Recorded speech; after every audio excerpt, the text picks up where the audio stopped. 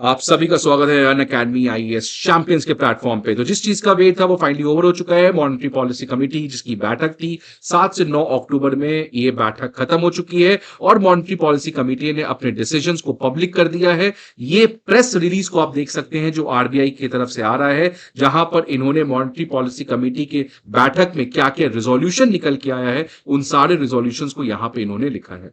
ये monetary policy committee की बैठक काफी ज्यादा एक्सपेक्टेड थी, काफी ज्यादा लोग वेट कर रहे थे, बिकॉज आपको पता है रीसेंट टाइम्स में एक हिस्टोरिक चीज अमेरिका की सेंट्रल बैंक ने किया था, बिकॉज अमेरिकन सेंट्रल बैंक ने अपने इंटरेस्ट रेट को कट किया था, जिसके बाद बहुत ज्यादा निगाह बैठा हुआ था कि क्या आरबीआई की मॉनेटरी पॉलिसी कमेटी भी इस तरीके का डिसीजन लेगी।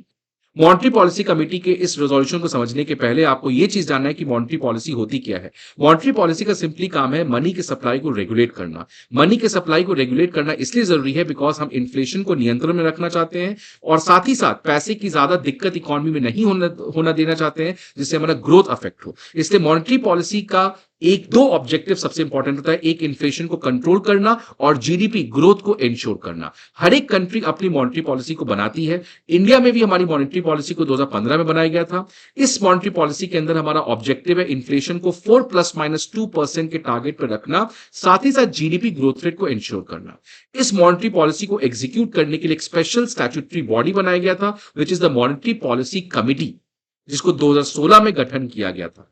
इस मॉनेटरी पॉलिसी कमेटी की काम क्या है कि ये हर एक 2-2 महीने पे मिलती है और 2 महीने के बाद ये देखती है कि क्या इन्फ्लेशन हमारा 4 ± 2% के कंट्रोल में है कि नहीं है और ग्रोथ की हाल क्या है। उस बेसिस पे मॉनेटरी पॉलिसी कमेटी दो इंपॉर्टेंट चीज करती है, एक पॉलिसी रेपो रेट को डिसाइड करती है और दूसरा चीज हमारा मॉनेटरी पॉलिसी स्टैंस को डिसाइड करती है। ये दो काम हर एक 2 महीने पे मॉनेटरी पॉलिसी कमेटी करती है। इन्फ्लेशन और ग्रोथ को पहले समझती है और उस बेसिस पे डिसाइड करती है कि इंडिया का रेपो रेट क्या होगा और मॉनेटरी पॉलिसी स्टैंस क्या होगा। पहला रिजोल्यूशन का इंपॉर्टेंट आप चीज देखते हैं कि आरबीआई मॉनेटरी पॉलिसी कमेटी ने रेपो रेट को घटाया नहीं ना बढ़ाया, 6.5% पे कांस्टेंट रखा। अब ये रेपो रेट क्या है, सिंपली रेपो रेट आप इस तरीके से समझ सकते हैं कि जैसे बैंक्स, मान लीजिए एसबीआई, एसबीआई को पैसा चाहिए तो एसबीआई पैसा कहां से लेगी, आरबीआई से पैसा लेगी। तो आरबीआई जो इंटरेस्ट रेट पे एसबीआई को पैसा देता है उसी को हम रेपो रेट कहते हैं। इंडिया में जितने भी बैंक्स हैं उन सारे banks every day daily basis पे आरबीआई से कुछ पैसा ले सकते हैं अगर उनको जरूरत है तो, और अगर उनके पास एक्स्ट्रा पैसा है तो वो आरबीआई के पास जमा भी कर सकते हैं। इस फैसिलिटी को जो आरबीआई प्रोवाइड करती है इंडिया के तमाम बैंक्स को, उसको हम लिक्विडिटी एडजस्टमेंट फैसिलिटी करते हैं। सो लिक्विडिटी एडजस्टमेंट फैसिलिटी के अंदर जितने भी इंडिया के बैंक्स हैं वो आरबीआई से डेली बेसिस पे कुछ पैसा ले सकते हैं या अपना एक्सेस पैसा जमा कर सकते हैं। इसी पैसा अगर मान लो एसबीआई को पैसा चाहिए आरबीआई से तो वो रेपो रेट चार्ज करती है। जैसे आप बैंक से जाके पैसा लेते हो तो बैंक आपसे पैसा चार्ज करती है, वैसे एसबीआई आरबीआई से जो पैसा लेती है वो रेपो रेट पे लेती है। उस रेपो रेट को कितना रखा गया है, 6.5%, जो लगभग 2 साल से कांस्टेंट पड़ा है। 2 साल से कांस्टेंट पड़ा है। रेपो रेट को घटाने का मतलब आरबीआई एसबीआई के लिए पैसा लेना आसान कर दे रही है, तो एसबीआई के लिए पैसा लेना आसान कर देगी तो एसबीआई आपको भी ज्यादा पैसा देगा। इसका मतलब सप्लाई मनी का इकोनॉमी में बढ़ जाएगा।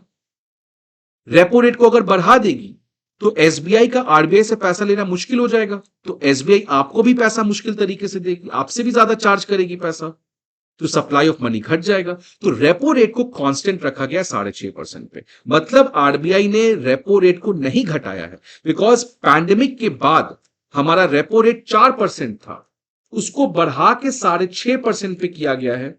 क्यों किया गया था, बिकॉज इन्फ्लेशन प्रॉब्लम में था। इन्फ्लेशन को कम करने के लिए मनी के सप्लाई को रोकना था। इसी चीज के लिए मॉनेटरी पॉलिसी कमेटी ने रेपो रेट को 4 से बढ़ाकर 6.5 कर दिया मार्च 2022 में। उसके बाद से लेके अभी तक ये 6.5% पे कांस्टेंट है।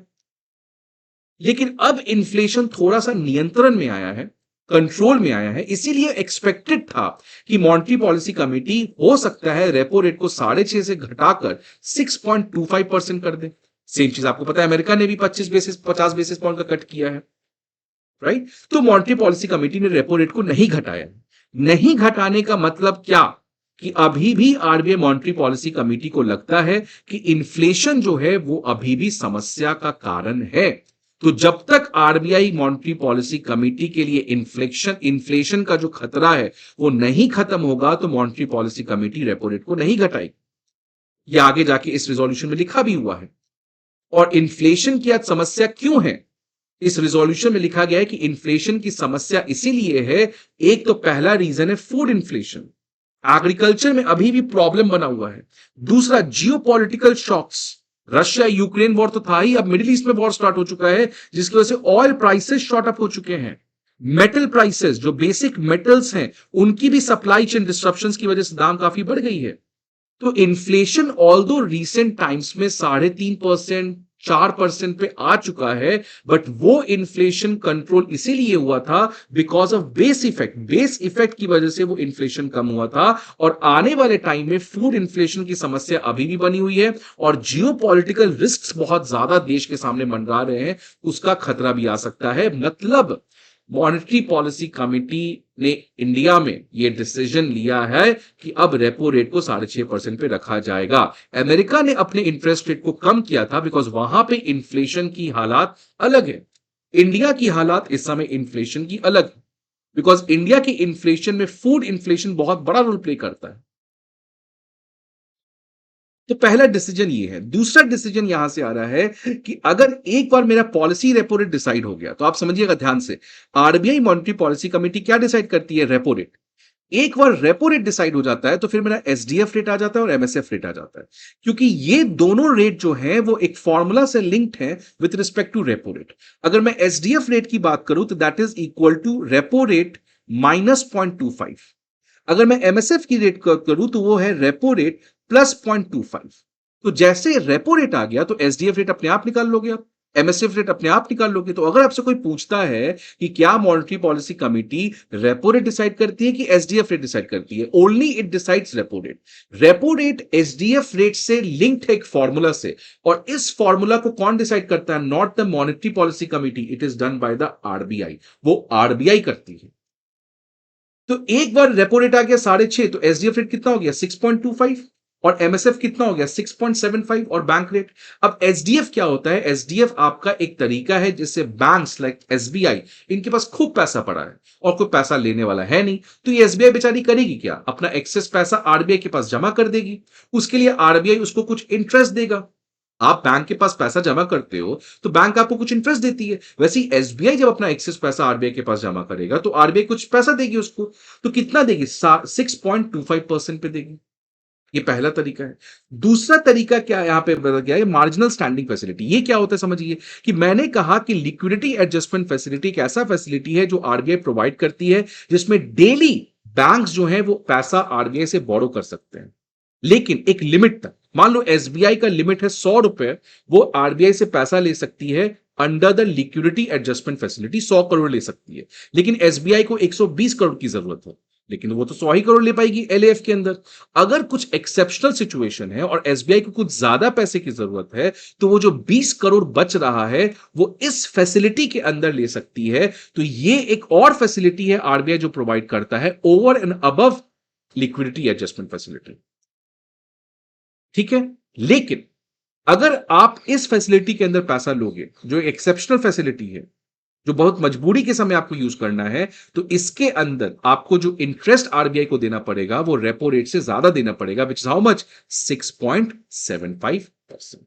बैंक रेट आप छोड़ सकते हैं, कोई जरूरत नहीं है हमारे एग्जामिनेशन पॉइंट ऑफ व्यू से।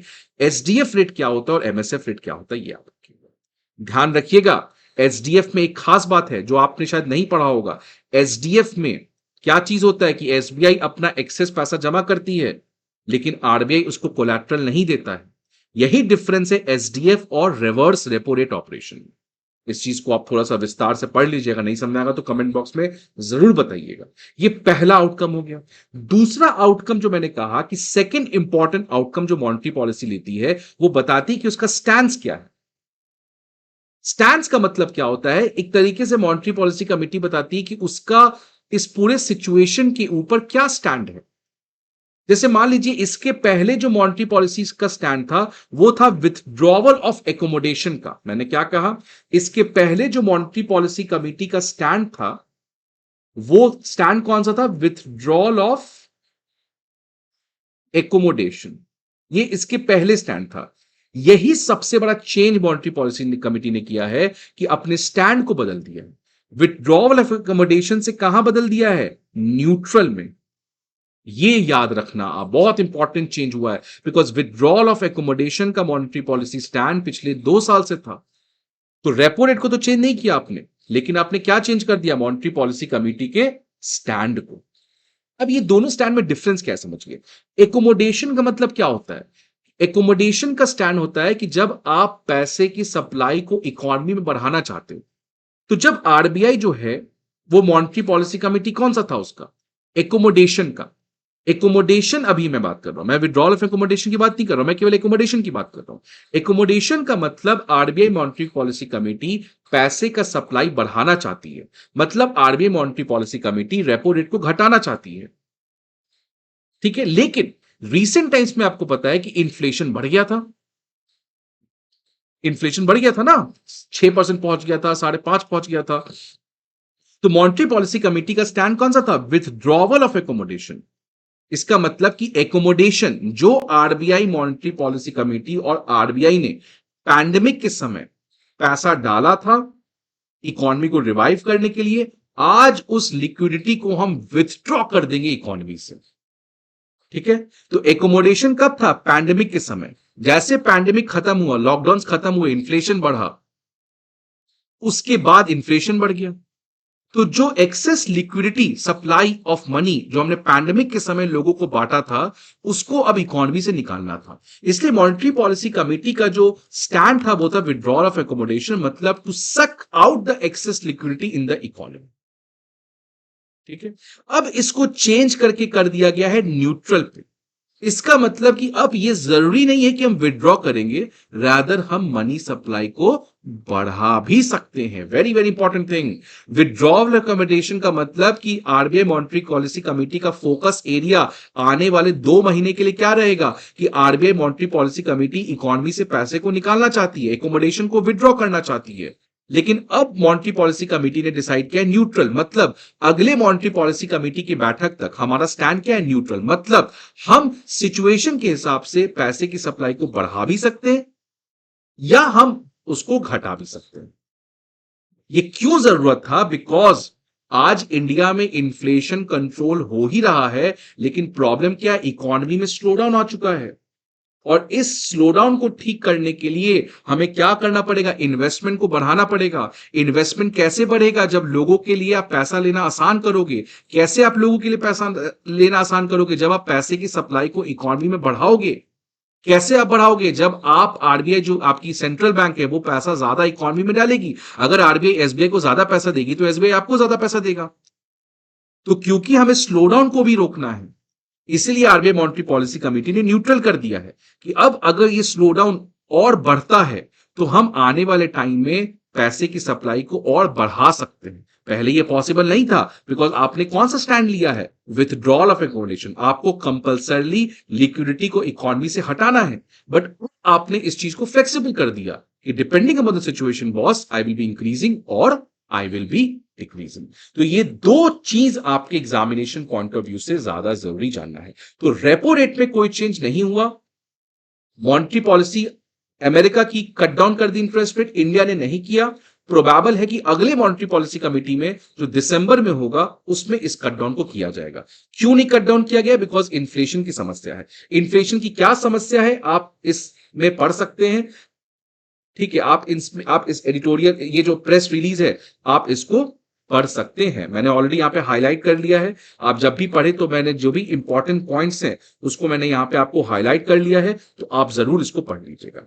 दूसरा चीज, मॉनेटरी पॉलिसी स्टैंड जो RBI monetary policy committee decide करती है उसको चेंज किया गया विड्रॉवल ऑफ एकोमोडेशन से न्यूट्रल। इन दोनों का मतलब क्या होता है ये आप समझिएगा। उसके बाद आपको एग्जामिनेशन पॉइंट ऑफ व्यू से यह भी जानना है कि जीडीपी का ग्रोथ रेट का फोरकास्ट आरबीआई ने क्या किया है। तो अगर हम बात करें इंडिया में 2024 से 25 के बीच में जो जीडीपी ग्रोथ रेट की फोरकास्ट है वो 7.2% की है। ठीक है, इन्फ्लेशन का फोरकास्ट क्या है? इन्फ्लेशन का फोरकास्ट हमारा इस साल 2024 से 25 के लिए 4.5% पे किया गया है। तो ये दोनों टारगेट्स जो है, डेटाज हैं, आपको एग्जामिनेशन पॉइंट ऑफ व्यू से जानना था। आई होप आपको मॉनेटरी पॉलिसी कमेटी का जो रियल अंडरस्टैंडिंग है वो समझ में आया हो। And with this I hope कि आपको ये सेशन अच्छा लगे. So please like the video. See you again the next video. Till then good bye, take care, and if any doubts please write in the comment box.